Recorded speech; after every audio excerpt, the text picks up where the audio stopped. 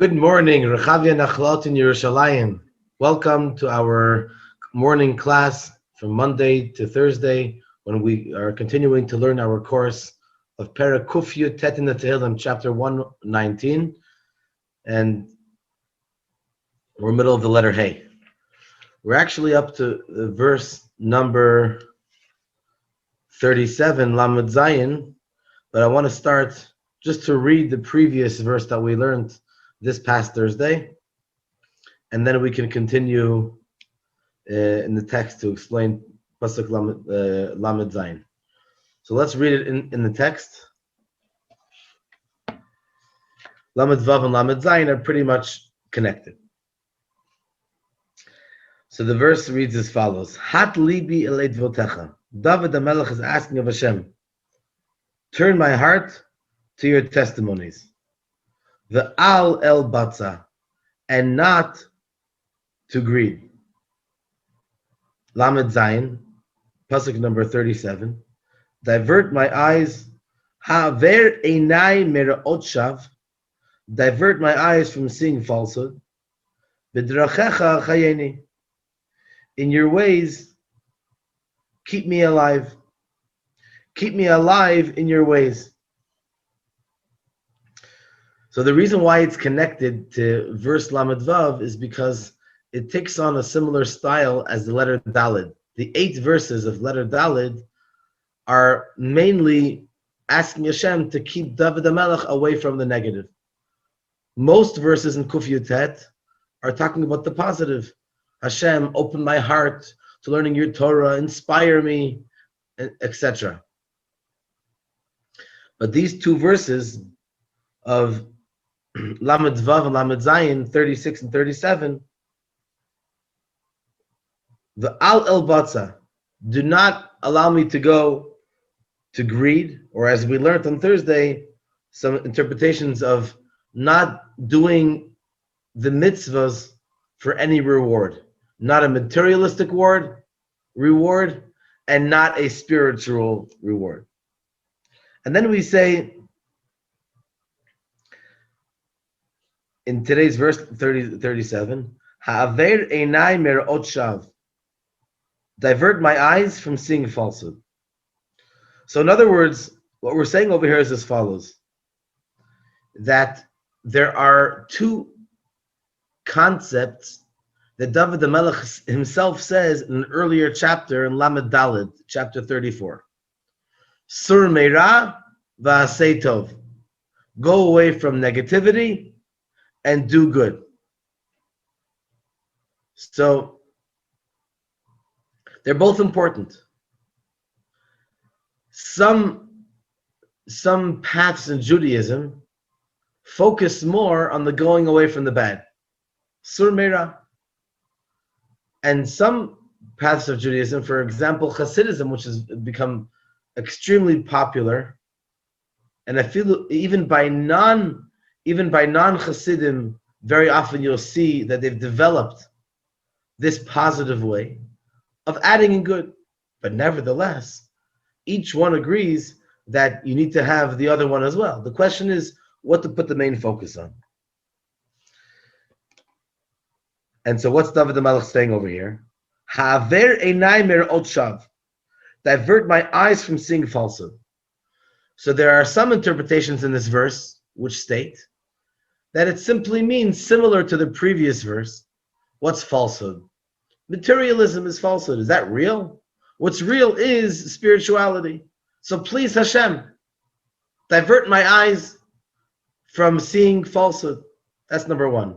Another interpretation is, Hashem, divert my eyes from seeing the mitzvahs that I observe in the sense of doing them for a reward. So, reward, in a sense, is also falsehood. As we spoke at length in a couple of the past shiurim, that it's wonderful to receive a nice reward. Hashem himself gives us a reward for what we do. But ultimately, the observance of the mitzvot need to be for the sake of serving Hashem, period. For no other reason.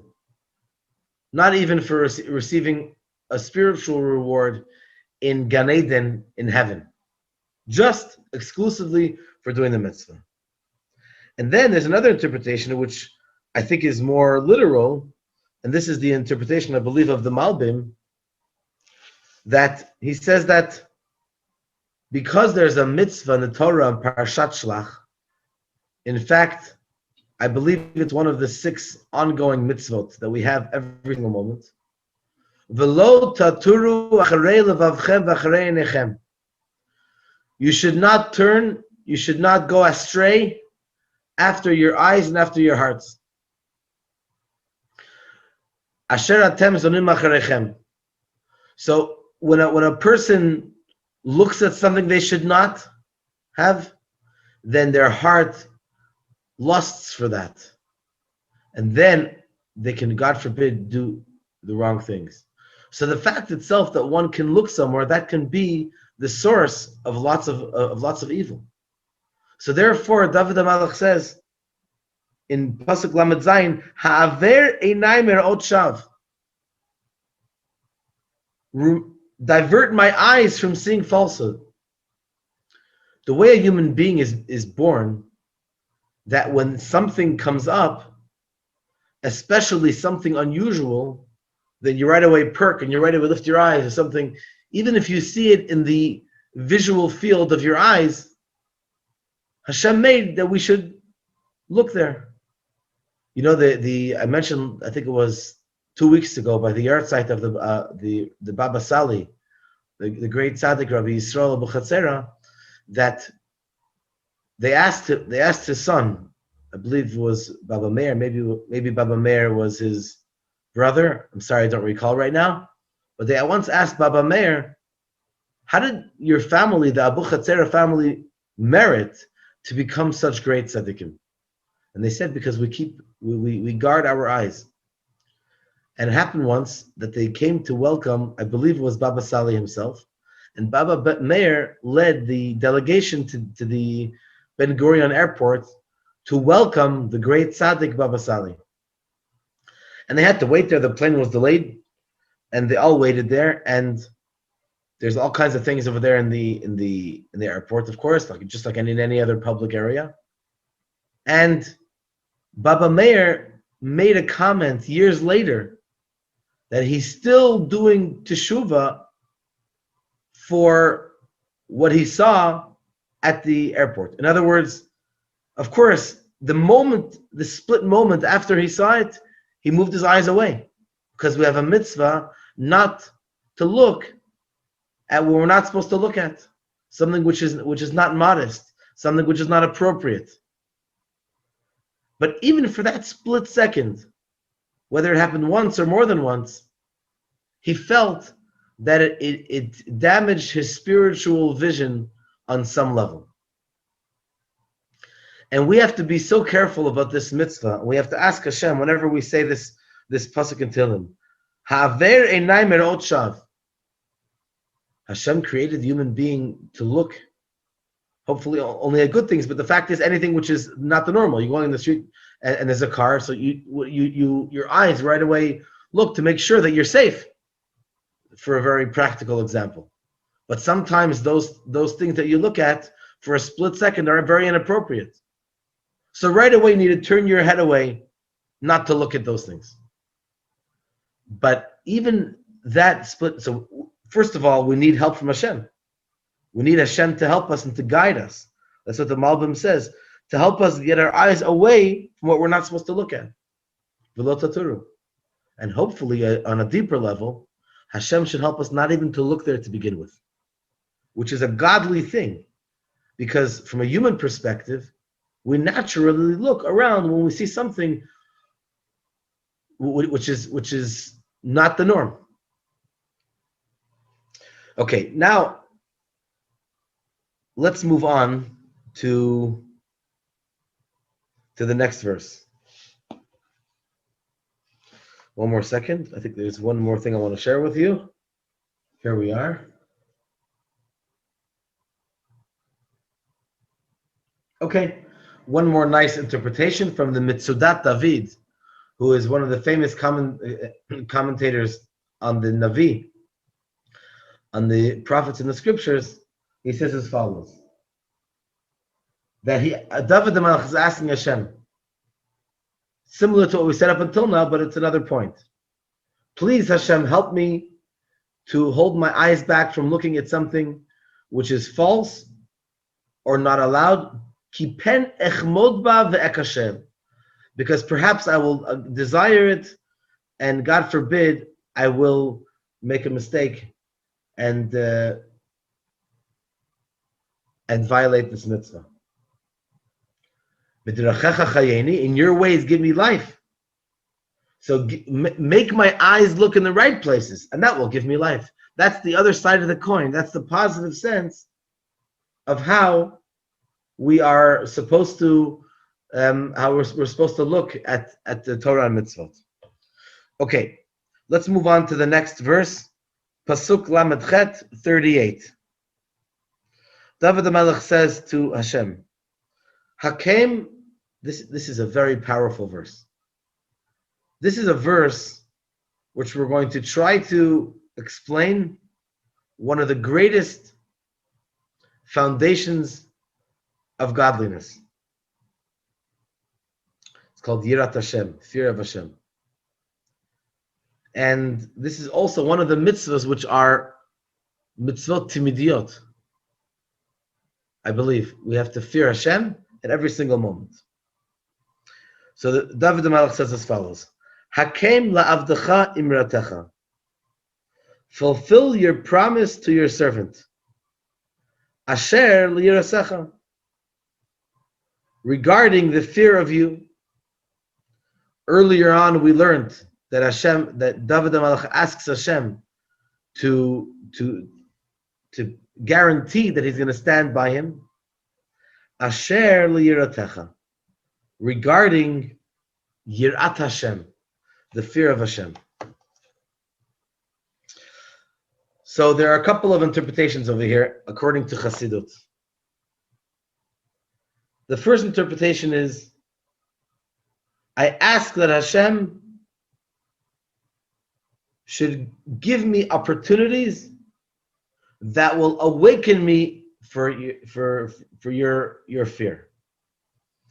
In other words, Yirat Hashem, fear of God, is not just something that we do when we are in the shul on Yom Kippur by night by Kol Nidre or Ne'ilah.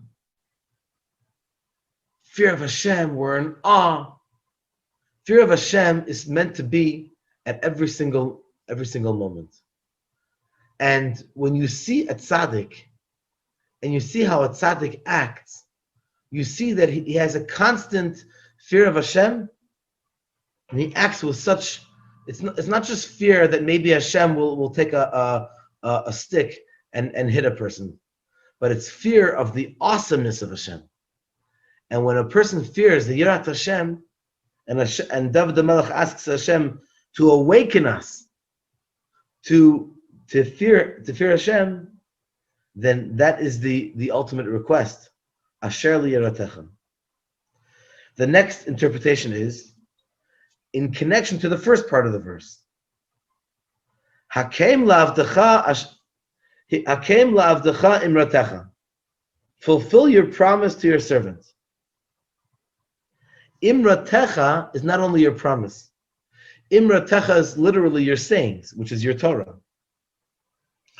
So your sayings should be established, should be strong by me, in order that I should not violate any mitzvahs, asher liyiratecha, because of my great fear that I will not be able to transgress any of your mitzvahs, and your words will be eternal.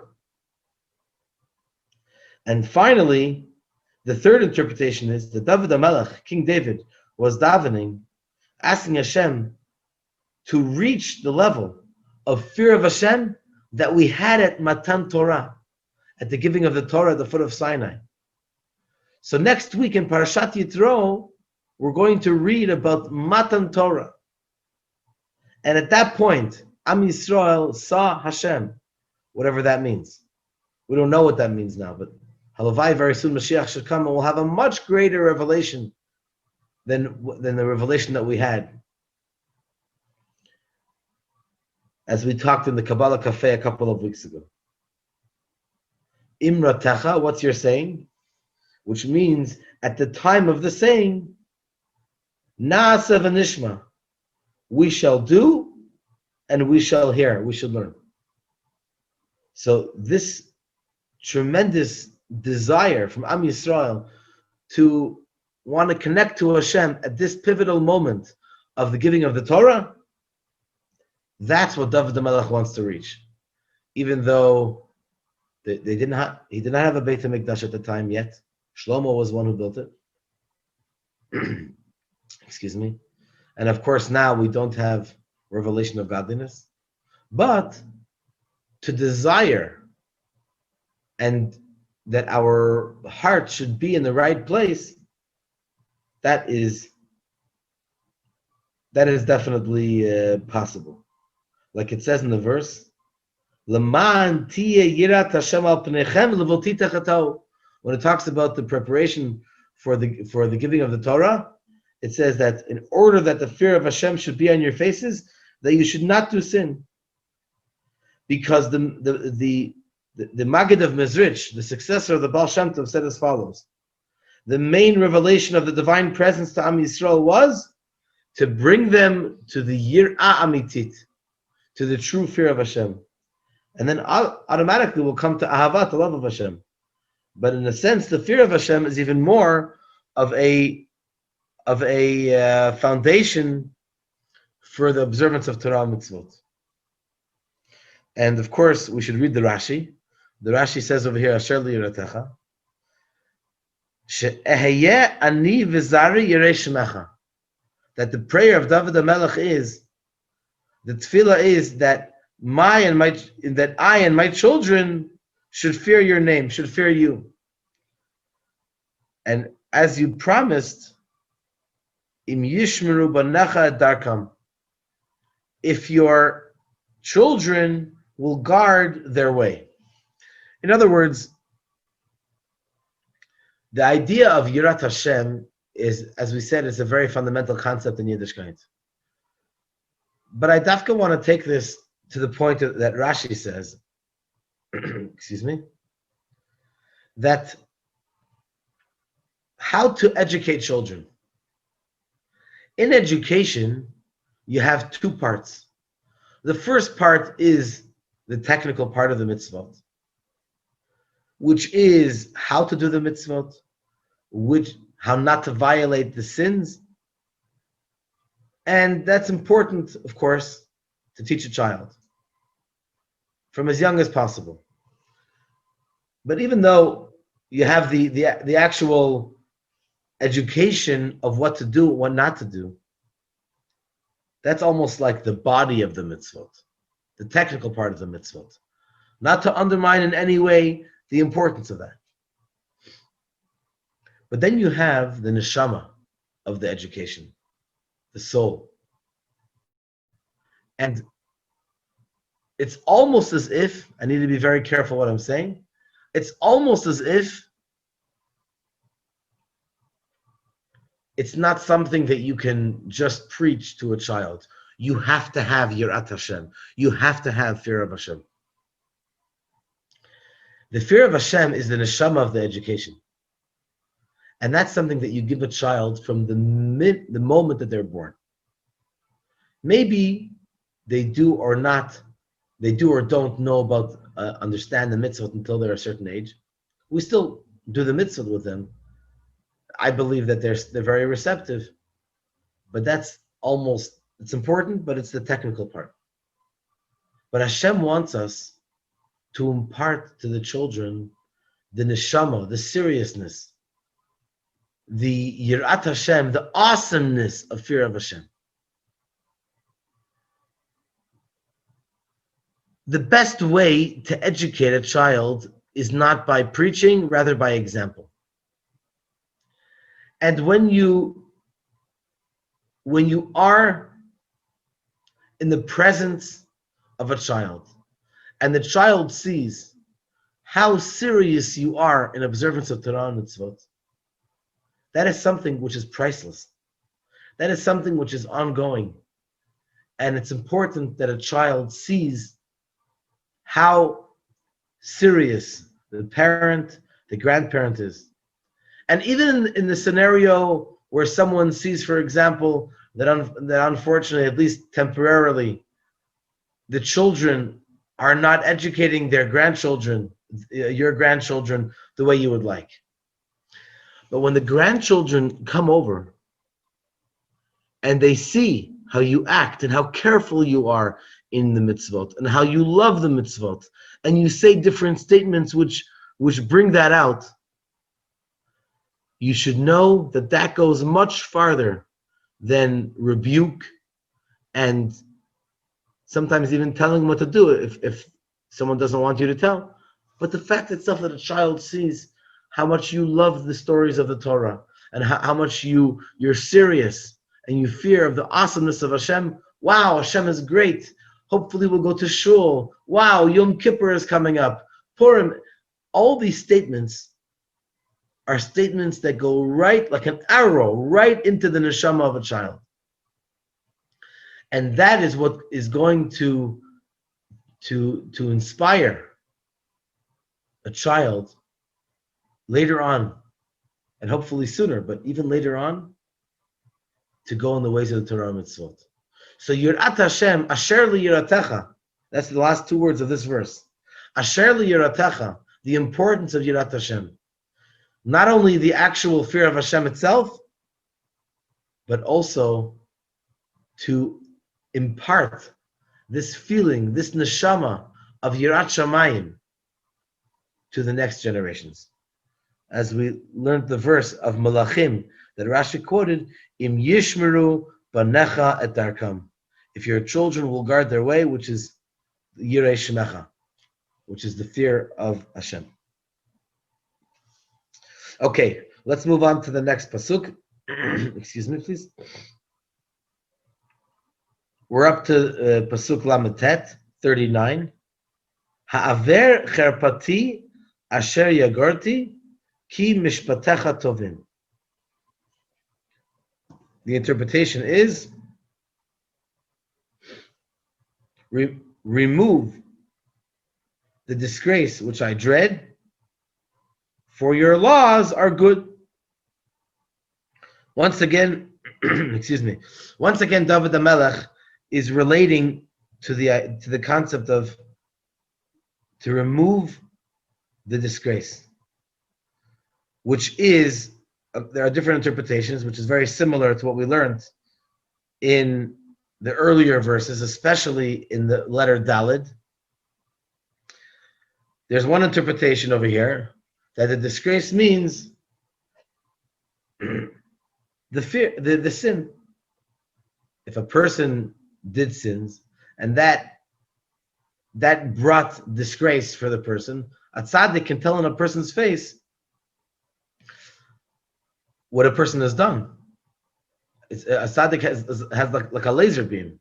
That's why traditionally Chassidim tried not to show their faces to the Rebbe, because they're almost like embarrassed. Who am I even to look at the Rebbe, and the Rebbe might look right through me like a laser beam, while others will look at the Rebbe's blue eyes, which was true and very piercing, but very often Chassidim try to refrain from coming up close. Obviously, looking at the Rebbe, but that the Rebbe, to hide and to be.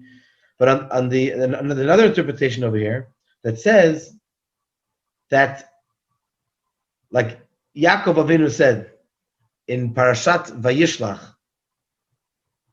he was afraid that Esav is going to catch up to him with his 400 men, and so Vayira Me'od, Yaakov he feared very much. What did he fear? He feared that perhaps he might be entertaining something which is not Hashem, which is not godliness. That's a very, very fine way of looking at Yiddishkeit. Not only did he want to fear Hashem, but he did not want to fear anything but Hashem. And so the fact itself that he feared Esav, that itself was a reason to worry. So he did fear Esav, but it's not just that, that he feared Esav, which was made him scared, but the fact itself that he feared something else but Hashem, his bitachon, his certainty in Hashem, should have been stronger. That's how Yaakov Avinu felt. And that's the interpretation over here in Pasuk Lamed Tet.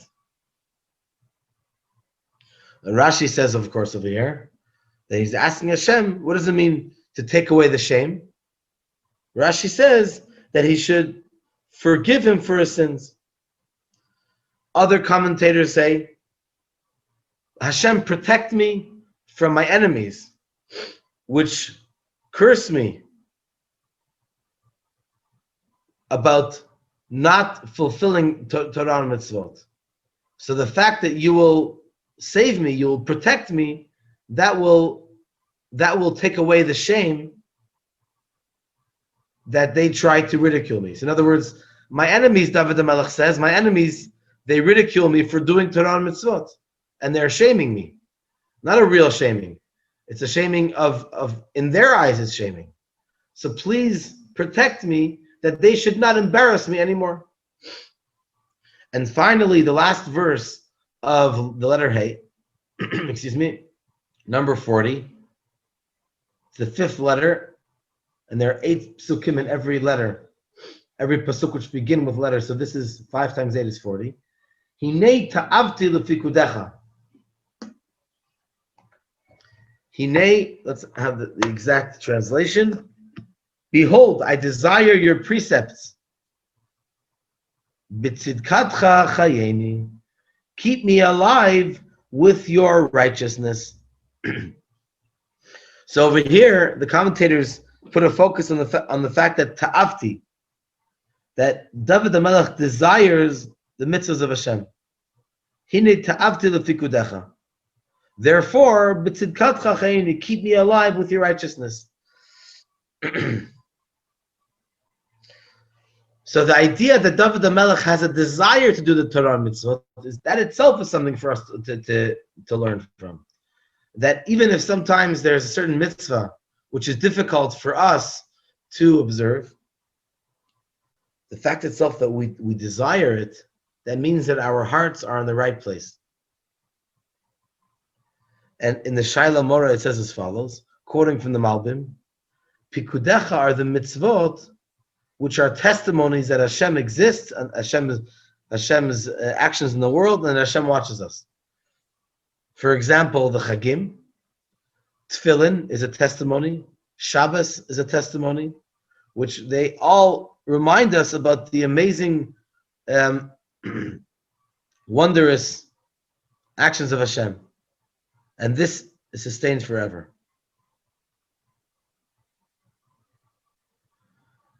So the B'tzidkatcha chayeni, Hashem leads the world in a way of tzedakah. What does tzedakah mean?